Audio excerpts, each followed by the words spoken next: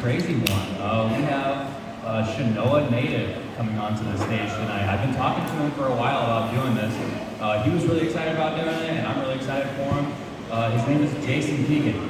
Yeah. So does anybody know? Does anybody not know who Jason Keighin is? Does he really need an introduction right now? If you've ever been on Chinoa, you know who Jason Keighin is. This guy is hilarious. He's from Chinoa. Been here most of his life. I don't even know how to introduce Jason Keighin. This is gonna be nuts, okay? Without further ado, thank you, Jason, for doing this tonight. Here it is. Jason Keighin, everybody.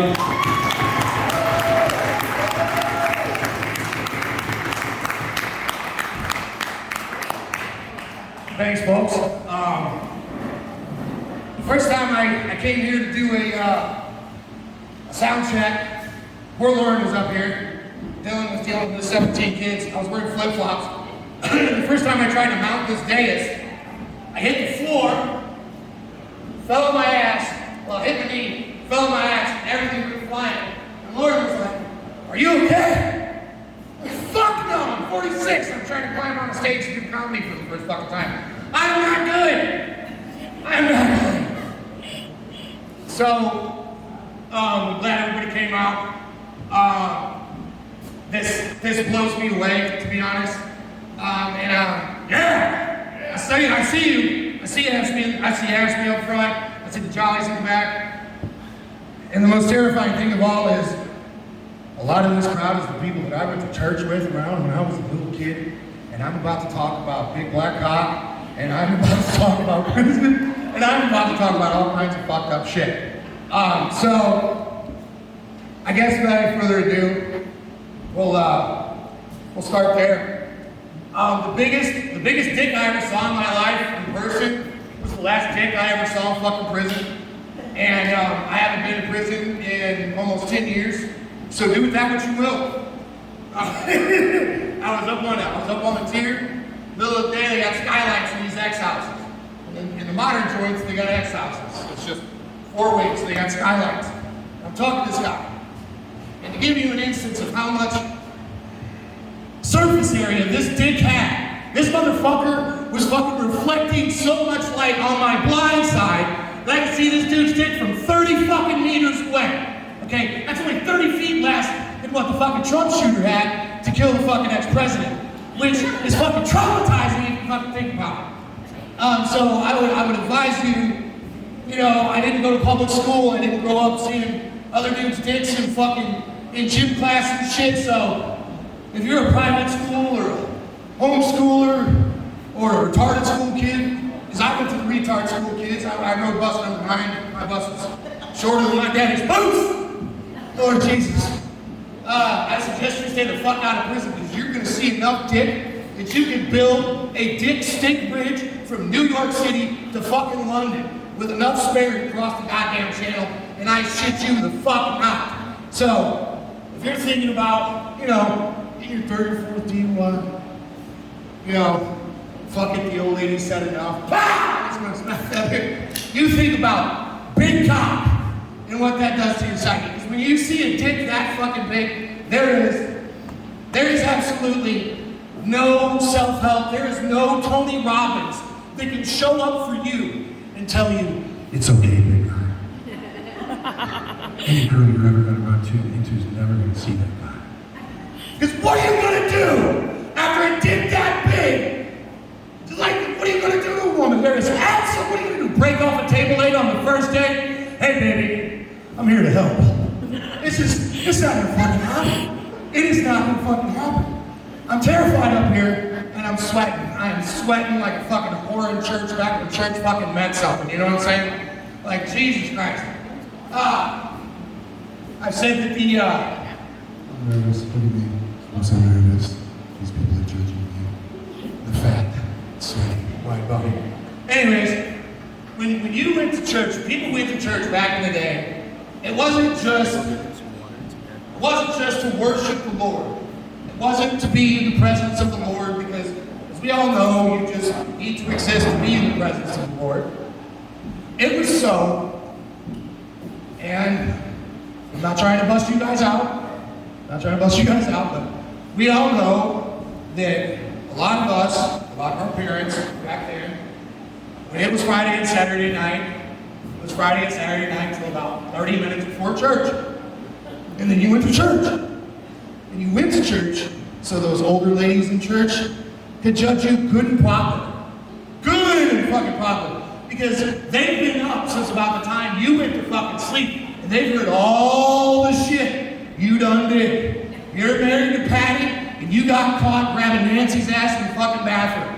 You know what I'm saying? You're supposed to be clean and sober, but you were out there doing fucking cocaine in the parking lot at Mikey's El Camino till 4 in the morning. And the old ladies, they fucking knew it. They knew it. It's just what old ladies do. They live and they know things. It's just what old ladies do. There's no escaping. And if they can remember half the shit they knew about you, they would be dangerous motherfuckers, and they would all be rich because they would be blackmailing every fucking one of you. Yes, that is the fucking truth. Oh, woo! I'm up here sweating. Yeah!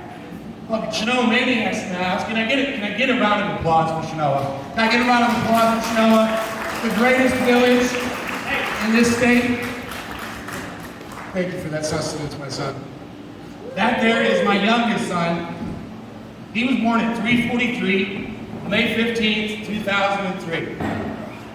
An hour before he was born, the nurse sent me to go get paperwork, or to go take paperwork to the counter for the nursing station. And which shocked the shit out of me because I wasn't a fucking employee of the goddamn hospital, but oh well. So I go to the fucking nursing station, come back in. And this nurse is, what muscle is this? Shoulder deep in my kid's mom fucking vagina. As I open up the door, and this is a big nurse. This isn't Nurse Jackie. This isn't Nurse Jackie. This is Nurse Matilda. You know what I'm saying? This fucking bitch had her arm shoulder fucking deep in my kid's mom fucking. Yeah! And she looks at me and she goes, "Your baby's in distress." And I'm like, "Yeah, you're punching him in the fucking face, bitch!" Jesus Christ! So an hour later, they got me in scrubs. Now I look like somebody that works in a fucking hospital. Now people assume that I'm gonna do something when they say, "Hey, mister," no, fuck you!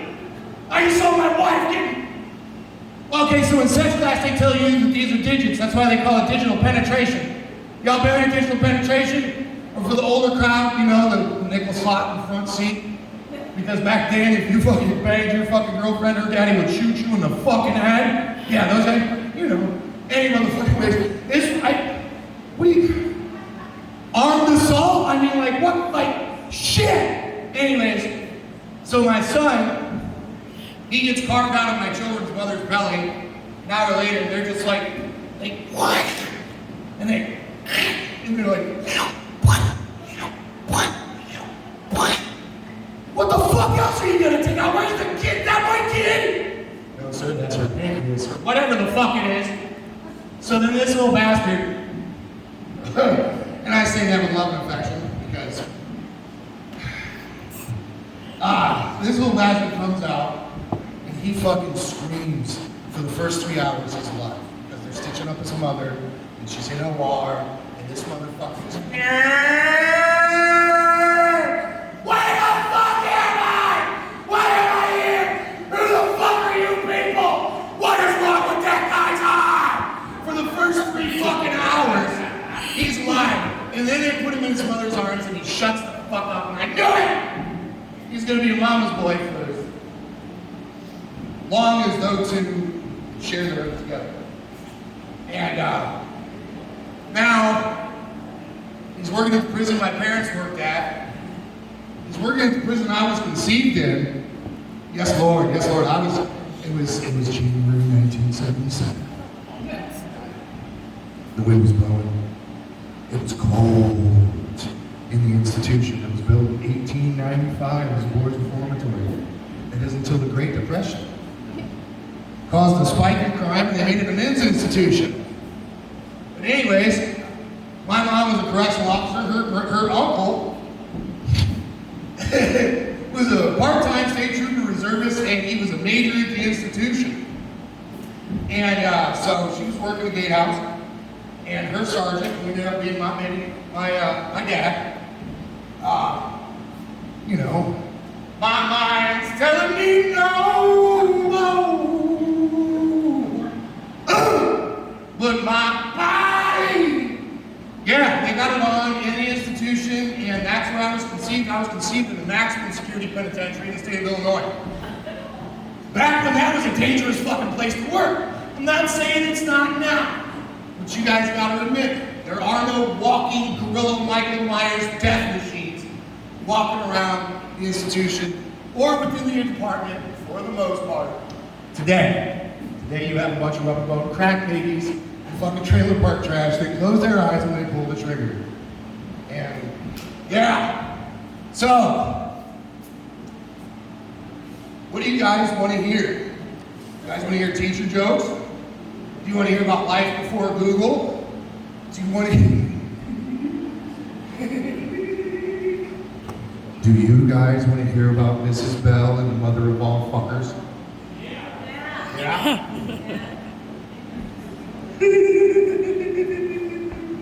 So, it was fall of 1987. Reagan was in office. Soviet Union was still a thing. And I went to a school called, what would they call that, Crystal? Would it be called Hammond School or the Baby Fold? Hammond? I went to Hammond fucking school. And that place was the fucking school for the fucking bad kids, the retard kids, the slow kids, the kids who were beaten into retardation by their parents. I don't know. Anyways, so they had a point system at this school. And the point system was up to 66 points. 66 points was a perfect fucking day. Perfect fucking day. Anything under 61 was not a perfect day. Anything under 58 was an even less perfect day. On this particular day, 1987, on an overcast day, I got a 43 out of 66 for my points at school, which was horrible. I got into a fight with my teacher. I got into a fight with the principal. I got into a fight with the phys ed teacher. But I got along with the principal's secretary. I was sitting in Suburban. Chinoa School District had a Suburban back then for the retard kids. When not all the retards were going to the retard school. So we were in Suburban that day. And it was a square body Suburban. Power everything. Beautiful. 454. I'm jealous of the person who bought it at auction. And we stopped at U-High.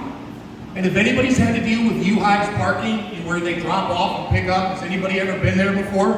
Has anybody ever been there before? Imagine having to drop off and pick up somebody if O'Hare was uptown Chicago. That's what it's like fucking trying to fucking pick somebody up and drop somebody off at U-High. That's how congested it is. So Mrs. Bell gets out to pick out this little girl. Her name was Stacy. She suffered, I want to say she suffered from cerebral palsy. She was about 4 pounds. She would tell people what to do. She didn't give a fuck. And she was fucking great. She was a little kid with cerebral palsy, and she'd say, "Fuck you!" And that's why she was going to the retard school with cerebral palsy instead of the fucking normal school with cerebral palsy, because she didn't give a fuck. She knew she was going to die soon, and she'd, "Fuck you!" You know, so that was her. So Miss Bell gets out of the Suburban to go get her, and I locked the power doors on the Suburban because she was a fucking retard and left the keys in the truck with the engine running, which gave me full access to power over the vehicle, of which she knew that I fully knew how to drive. Okay? Some of you know that I'm a harder grandson, and we're taught how to argue first, shoot third, second, drive third. Later on, when they allow us around females, we learn how to fuck somehow. I don't fucking know. Any fucking ways. So I start playing with her. I lock it, I unlock it, lock the door, I unlock the door. She's getting fucking pissed off. She's grabbing the door. And at the time, I want to say Miss Bell was already in her 50s, 87, might have been in her 60s, but she wasn't a Biden 60, you know? She wasn't a Biden late 50s. She was like a Joe Rogan 50s. This fucking woman could set you the fuck up and remind you why she's the fucking bus driver. And she's yelling at me, she's screaming at me, open this up, open this up. There are buses, this is right next to the college. There are buses lined up down the goddamn road, down Willow Street, all the way to way to School Street, and up and down 3951. My fifth throwing has caused the fucking cops to show up with the university cops and the state troopers because I'm fucking up everything. I'm fucking up the college, I'm fucking up the school, I'm fucking up people's ability to go home from work. And I think we can all agree that you do not fucking do that. So anyways, U-High principal comes up and is like, what is the problem? I ain't telling you shit, motherfucker. You work for them motherfuckers. You're a teacher, you know what I'm saying? Fuck you. Perhaps this is the moment where I should tell you guys about my darling mother. As I said, my mother was a maximum security prison guard. She was just the nicest lady. That's what all of you in this crowd tell me. When you guys find out that I'm Nancy Hardesty's son, you go, oh, you're Nancy's boy? Oh, she was always so nice, polite, and decent, just well-mannered lady. And I'm like, yeah, you're scared of fucking death too, aren't you? She's still alive. So anyways, my mom was a brutal, fucking brutal woman. She married an Irishman with a great aptitude for plumbing, in and out of the bedroom, but not much else. And she was the fucking one who fucking swung the bat in the house.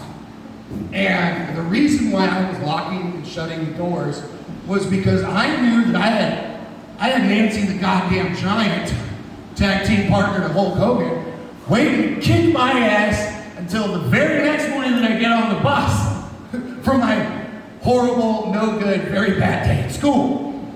And I just wasn't ready to take that beating yet. And that is when I told the state trooper when he showed up with his pistol. And he's like, how you doing, Jason? What's going on? Woo, you're causing a lot of people problems. By that time, it had been about an hour, 45 minutes an hour. I shut that shit down. And I'm like, officer, I'm gonna catch a beating when I get home. I'm just trying to put that shit the fuck off, you know what I'm saying? He was like, fair enough. So, Miss Bell gets in the Suburban, we drive around the circle, We cross onto Willow Street. Willow Street at the time had mature trees growing over Like it was a grove. It was just beautiful. It was something out of a goddamn fucking Coen Brothers movie. It was just great. But I knew that Miss Bell was gonna kick the shit out of me too before I got my beating at home. So now I've compounded the fucking problem by, I don't know what Miss Bell's mathematics is. Her beatings were never as severe as my mother's, but when you make a person burn the wick for 30 fucking minutes, for 60 fucking minutes before they could get a hold of your ass. I've been to prison, folks. I know what kind of beating that is. Now, granted, I hadn't been to prison yet. That's a whole other topic of conversation. But we hit 66. We get south of Tawana, north of Normal. She pulls it over. And I'm in the front seat. I've been in the front seat this whole time, and I know what's coming. This woman turned around, and she's Miss Bell. If anybody remembers Miss Bell, her makeup and her nails were always on fleek.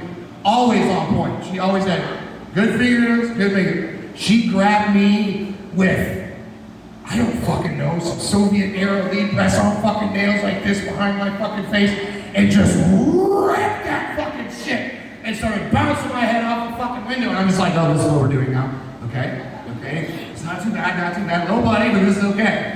And she gets her anger out. So we take the rest of the drive home, listening to WLS, and I get home, and I leave my backpack on the fucking, I see my mom, she's making chili.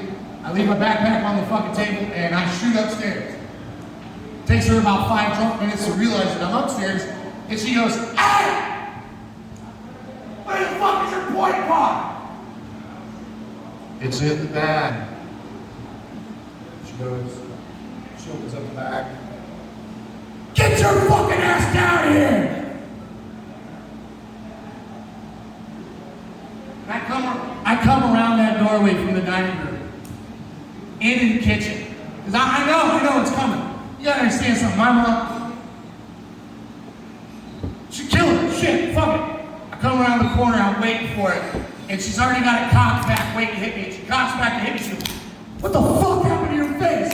And all of a sudden, I knew there was this opportunity for fucking pity, which never happened because my mom was my mom. And fucking, I'm like, Miss Bell, and she was mad. She locked herself out of the suburban, and she got mad at me, and she did this to my face. I got bumps on the back of my head. Motherfucker, I was trying to save my life, because for as fucking shitty as what Miss Bell did to me, my mother would gangster stop a fetus if it had her fucking last name and she had ownership over it. There is no fucking doubt that I was facing a terrible fucking beating.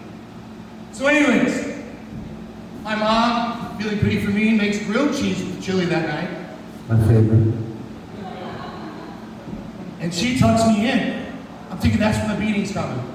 And she's just all nice and sweet. My mom was an alcoholic. She did a lot of cocaine. Smoked weed. She smoked a lot of weed. Which made no sense about the violence of which that she fucking conveyed upon this great land of ours. But fuck it, whatever, we've all got our shit. And she's tucking me and she's like, baby, I'm gonna take care of this in the morning. I didn't ask a fucking question because it wasn't my asking. It would be, fuck you, bitch. One of us got to die and it ain't gonna be fucking me, motherfucker. I haven't even seen the new Batman movie yet. God damn. So we have a circle drive with this goddamn, at this farm, we got the old Zook farm out on 3000. And Miss Bell, she would calm down the road, slow down, come up the drive, go to the half circle, stop at the end of the sidewalk, right next to Mama's lilac bush. And fucking, I'd walk on, get in, sit down, she'd scoot around. Mom tells me it's 6:30, it's time to get outside. She comes outside with me. What are you doing, Mom? Nothing. Mom, what are you doing behind the bush? Nothing. Mom, but you don't have your sodas in. It's me, I don't need them. Miss Bell pulls up. The doors open up. Miss Bell would always get out of her chair, out of her seat, to make sure my fucking retarded ass put my seatbelt on, because like the word says, I'm fucking retarded, okay? And she knew that. So she opens up the door, I walk in, Miss Bell fucking takes off her fucking seatbelt, goes to stand up, my mom comes around that bush, pivots like this, okay? My mom's like this. My mom comes around that bush, pivots, takes a step, grabs Miss Bell, pulls her out the fucking bus, throws her on the ground, and starts slapping the shit out of her. You wanna fucking hit my kid? Wham! You worry about him eating all the goddamn food all night because he's on Ritalin. You wanna hit my kid? Wham, you dumb bitch! You deal with his fucking jokes all the goddamn time. He's so fucking funny, isn't he? And then she just picked him up, or picked her up, and put her on the fucking bus, right there in front of me. Right there in front of me. And Miss Bell just put her fucking seatbelt on. And we went to fucking school. And that's a story about Mrs. Bell and the mother of all fuckers. I wasn't ready to take that fucking beating. You did. I'm dying up here. Am I losing you guys? Am I telling too many stories? Are you guys interested? You guys are interested? Honestly, you guys have no idea how much this means to me. Like, I just thought Dylan was doing this. Like, you ever seen Carrie, the movie Carrie? Where the hot kid in school tells the ugly chick, yeah, you want to come to this dance, it'll be all about you. And then the ugly girl gets on the stage and there's pig's blood and shit and there's fire and everybody fucking dies. That's really what I thought he was doing. I thought he was setting me up and have a bunch of chads in here just throwing fucking full beers at me and shit, calling me a retard. I really did. I gave like a 30% fucking chance. But then I remember Dylan knows and I know where he lives, so there was no chance of that, so we went on with the show. So, let's see here. Life before Google. Oh, this one's about you, son. This one's about you and your brother. Ladies and gentlemen, it was April of 2017. It was a beautiful time. Donald Trump was just elected. And my kid's mom and I got to a point where she would let my sons around. Not that I was any danger to my children because retarded, but fucking she just was what she was. She was born an only child, and she lived her whole life that way. So my son and my other son, they're at mine and my wife's house in Normal. And they're in our finished basement. And we've got to go upstairs, we've got to leave to go do something. I don't remember what it was, but my sons were playing Xbox, and they didn't want to leave. They didn't want to get up. One son was on the Xbox, one son was on the fucking phone, just fucking around, scrolling and trolling and this, that, and the other. And I'm like, I will make you two fuckers get up. And they're like, if you touch us, we'll call the cops.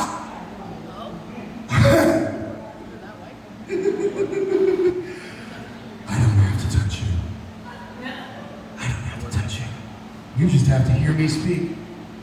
Well, what are you going to say to get me up off your fucking bed, Dad? That motherfucker right there in the front row said that shit to me. He was 15, he was a fucking power lifter. He would go on to win the national powerlifting 124 kilogram class in high school. He's a national fucking champion.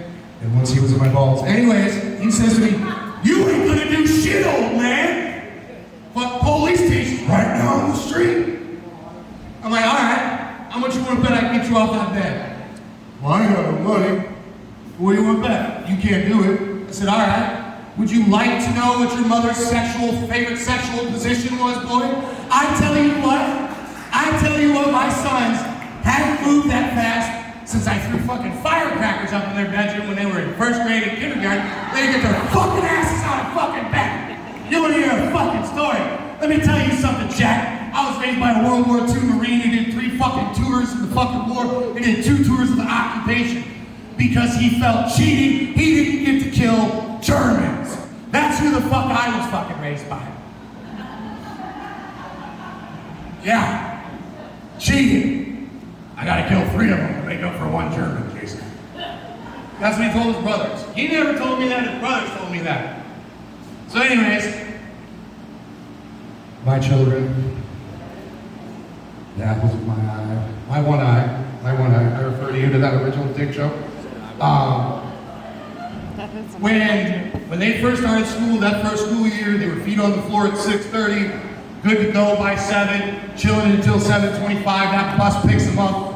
And it's time for me to do whatever the fuck I want, which is absolutely goddamn nothing but smoke cigarettes and fucking drink coffee. They were good to go, they were on the fucking ball, they had 100% attendance, which is more I can say for myself, but whatever. The next year though, the first month, they were good to go. About a month in, when my oldest was in 2nd grade and my youngest was in 1st grade, they started slacking. Feet on the floor wasn't 6:30 no more. They started turning to 6:40, 6:42, 6:45. And at one point in time, these little ignorant of who the fuck their daddy was motherfuckers started thinking they could roll out of bed at fucking 7 o'clock when you're supposed to be dressed. So one day, I got a neighbor, diesel mechanic named Tim Ridgway, good guy. He gave me a bag of fucking firecrackers and bottle rockets. He said, I ain't gonna use them. I said, I sure will. So one morning, 6:30 came, I yelled upstairs, time for feet on the floor. No feet on the floor. Motherfucking 6:45 came around, no feet on the floor. I said, if your feet aren't on the floor in the first fucking 1 minute from now, I'm gonna start throwing motherfucking firecrackers up there. Now you understand, they're in 1st and 2nd grade, they think firecrackers are goddamn bumper buster bombs. So to them, that's like blowing up the fucking house. And my oldest boy, because he is actually a fucking genius, even though he is also like his daddy, retarded! Fucking, he goes, Dad, you're silly. You're not gonna light off firecrackers in your own house. Motherfucker, do you know who the fuck I am? Jesus Christ. So I just started laughing. I heard Xander say something to Andrew, and Andrew told him, nah, he's not gonna do it. And I lit 2 of those motherfuckers, and they went, pop, pop! Motherfucker, those feet on the floor sounded like a goddamn drum roll at the beginning of a Van Halen fucking song. Those motherfuckers came down with their shirts on their dicks and their fucking pants on their fucking ass. They just wanted to get down the fucking stairs. get away from incoming fire. Ain't no foxholes on the second floor, boy. You better realize that shit. I fear. I fear for my son and what he's gonna have to deal with when he has kids. As these audience members, a good lot of them, especially in the middle. When you guys were parents' age, when you were younger versions of us, dealing with our versions of them, your biggest worry was fucking Satan worshippers and motherfuckers finger fucking each other in front of candles underneath a full moon in the goddamn woods. That was your biggest fucking sociological worry back then. That was Soviet fucking Union. Do you know, as a parent, what I would kill motherfuckers to only have to deal with some Satan worshippers and finger bangers in the fucking woods. You know what I'm saying? I gotta worry about when my fucking grandkids enter school, if they're gonna have the mechanical option of fucking getting their dicks cut off in fucking first grade. I would murder to only have to fucking think about those goddamn Satan worshippers. When really all it was a bunch of skinny neck dudes who couldn't make the fucking football team, convincing the dumb chicks that this shit was cool so they could get laid. That's how the whole fucking thing started. I'm fucking convinced of that goddamn shit. These motherfuckers. It's always the motherfuckers. You know, you ever see those people, those guys? Like, oh, I support women. Oh, I'm gonna help you with the fucking protest. They all look the same. They all look like the Trump shooter or a giant fat Bitcoin millionaire fucking neckbeard motherfucker. They all look like that now. And they have no game. They can't walk up to a woman and be like, Hey girl, I got a house, I got a job, I got a car, I got a truck. You wanna come? You wanna come over to my place? no, their angle is, Oh my God, yes, you're such a victim, but you're such a queen, you're so strong, and you're independent. is your daddy gonna loan us that money? You know those fucking dudes? Yeah, those fucking dudes. I would kill to have to worry about some fucking stupid goddamn fucking Satan worshipers. How long have I been out here, folks? Anybody know? 32. Keep going. 34. Keep going. Keep going. I've made it this long. Whew. And I think I can do good. I think I can do a bit more. So, speaking of Trump shooter, that stupid motherfucker. Did you know his parents were both behavioral counselors licensed and working for the county that he fucking lived in? Does that make you want to let your kids talk to school counselors? Two behavioral therapists produce a fucking presidential candidate assassin. Yes, yes. I would like to give away my school to somebody 15 fucking miles away from